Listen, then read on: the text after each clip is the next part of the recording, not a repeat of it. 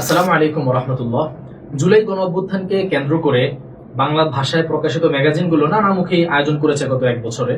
সেগুলো অনেকগুলোই দেখার সুযোগ হয়েছে। এই মুহূর্তে আঙ্গিনা নামক ম্যাগাজিন, যেটা মূলত ইতিহাস, দর্শন, সাহিত্য নিয়ে কথা বলে, সেই ম্যাগাজিনের বিপ্লব সংখ্যাটা আমার হাতে আছে।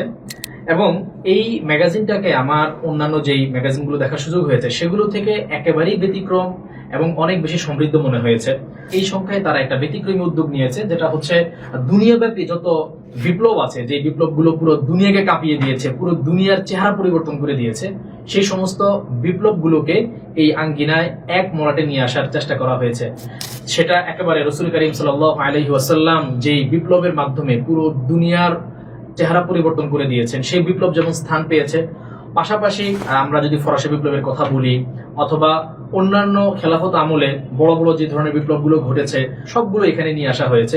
পাশাপাশি জুলাইকে কেন্দ্র করে একাধিক প্রবন্ধ, নিবন্ধ এখানে স্থান পেয়েছে। তো সব মিলে আমার কাছে মনে হয়েছে আঙ্গিনার এই সংখ্যাটা একেবারেই ব্যতিক্রম এবং অনেক বেশি সমৃদ্ধ। অর্ডার করতে ভিজিট করুন রকমারি.com।